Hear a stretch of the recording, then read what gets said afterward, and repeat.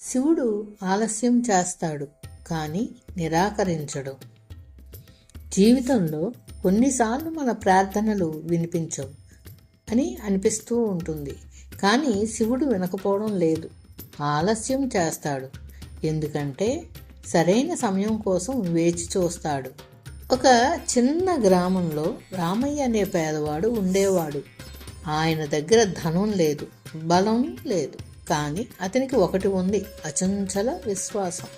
ప్రతిరోజు ఉదయం సూర్యోదయానికి ముందే లేచి గ్రామంలోని చిన్న శివాలయానికి వెళ్ళి ఒక చిన్న నూనె దీపం వెలిగించేవాడు.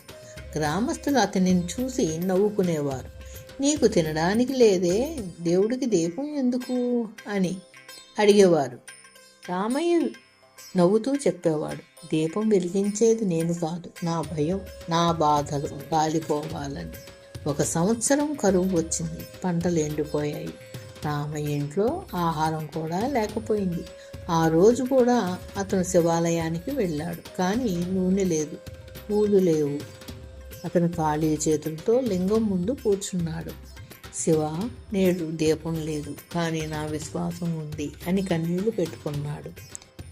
ఆ రాత్రి భారీ వర్షం పడింది. మొత్తం గ్రామం ఆనందంతో నిండిపోయింది. పంటలు తిరిగి పండాయి.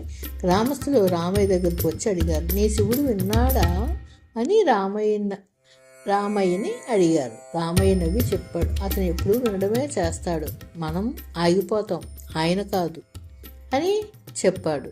కొన్ని నెలల తర్వాత రామయ్య భార్య అనారోగ్యం పాలైంది. డబ్బు లేదు, ఔషధం లేదు. ఆ రాత్రి రామయ్య ఆలయంలో కూర్చుని ఇలా అన్నాడు, శివ, నువ్వు కాపాడకపోతే నేనేమి చేయగలను? నా విశ్వాసం మీద నాకే సందేహం రాకుండా ఉంచు. అతను జాగారం చేశాడు. ఓం నమశివాయ అని జపం చేస్తూ రాత్రంతా గడిపాడు. అర్ధరాత్రి అతనికి ఒక స్వప్నం వచ్చింది. శివుడు కనిపించాడు. శివ స్మితంతో అన్నాడు, రామయ్య, నేను నీ ప్రార్థన ఆలస్యం చేశాను, కానీ నీ విశ్వాసం పరీక్షించాను. నీ ఇంటికి రేపు సహాయం వస్తుంది అని చెప్పాడు. మరుసటి రోజు ఒక వైద్యుడు గ్రామానికి వచ్చాడు.